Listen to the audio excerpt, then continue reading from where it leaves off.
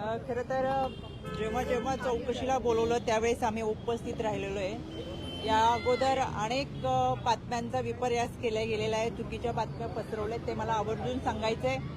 ज्यावेळेस मला आणि माझ्या फॅमिलीला बोलवलं गेलं, अगदी किंबहुना शिर्डी पोलीस स्टेशनमध्ये माझी बहीण आणि पुतण्या आम्ही सोशल मीडियाच्या माध्यमातून बातमी पाहिली आणि नोटीस मिळण्यापूर्वी 3 दिवस अगोदर गेलो होतो आणि पूर्णपणे सहकार्य आम्ही या तपास यंत्रणेला केलेलं आहे। मीनाक्षी, आवर्जून सांगायचं म्हणजे हे 11 ते 7 वाजेपर्यंतची ही वेळ आहे। याच्यामध्ये 4-4.5 तासाची चौकशी झाली। याच्यामध्ये जबाब नोंदवणं, टाईप करणं, लिहून घेणं, मधला लंच ब्रेक असा बराचसा काळ होता।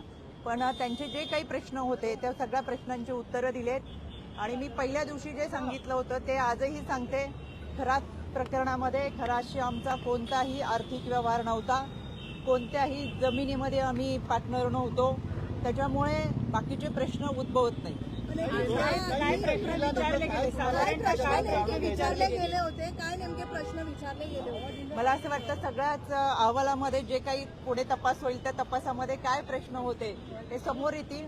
खरं तर आर्थिक व्यवहाराच्या संदर्भातच प्रश्न होते, पण आर्थिक व्यवहारच कुठं नसल्यामुळे त्यांना काही बाकीचे प्रश्न उद्भवले नाही। एसआयटी आणि ईडीचे प्रश्न काही सेम होते का? असं काही एसआयटीचे प्रश्न वेगळे होते, ईडीचे प्रश्न वेगळे होते आणि या तपासाला त्यांना उत्तम प्रकारे आम्ही सहकार्य केले। इथून पुढेही कधी त्यांना सहकार्य लागलं आता अजून तसं काही सांगितलेलं नाही। प्रतिभाताई आणि त्यांच्या मुलाचा देखील यामध्ये ईडीची चौकशी झालेली आहे। काही बँकेमध्ये पैसे जे आहेत ट्रान्सफर झाल्याचं समोर आलेलं आहे, तर हा थेट व्यवहार आहे असं कळतंय। मी यापूर्वी सुद्धा एक फेसबुक पोस्टच्या माध्यमातून सांगितलं होतं, आज देखील आवर्जून सांगते। समता पतसंस्थेमध्ये जे प्रतिभा चाकणकर आणि तन्मय चाकणकर यांच्या नावाची जी खाती खोलली गेली ती बनावट खाती होती। त्यामध्ये ही दोघं कधीही समता पतसंस्थेत गेली नव्हती। त्यांना समता पतसंस्था कोठे आहे हे सुद्धा माहीत नाही। त्याच्यामध्ये त्याचा ओटीपी हा खरातकडे जात होता। त्या ठिकाणी या दोघांच्या सुद्धा या खात्यामध्ये कुठेही सह्या नव्हत्या आणि केवळ या दोघांचीच नाही तर जवळजवळ माझ्या माहितीप्रमाणे 125 ते 150 लोकांची बनावट खाती काढलेली आहेत। ज्या व्यक्तीला घरातून चालता सुद्धा येत नाही अशा लोकांची सुद्धा बनावट खाती ही समता पतसंस्था आणि अजून एक पतसंस्था आहे त्याच्यामध्ये काढलेली आहेत।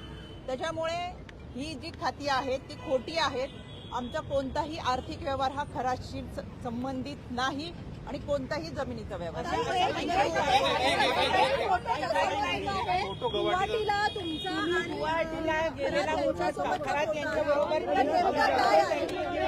पहिली गोष्ट, गुवाहाटीचा जो फोटो तुम्ही पाहिलेला आहे त्याच्यामध्ये हा फोटो जो आहे तो माझ्या फॅमिली सोबत, खरातची फॅमिली आहे। दुसरी, माझ्या कुटुंबाने कधीही दर्शन केलेलं नव्हतं आणि त्यावेळेचा आमचा भाव असा होता की आपल्याला आपल्या गुरुबरोबर जर दर्शन करता आलं तो आध्यात्मिक भाव म्हणून आम्ही स्वतंत्र पुण्यावरून प्रवास करून गेलो होतो आणि तिथं सोबत आम्ही दर्शन घेतलं होतं।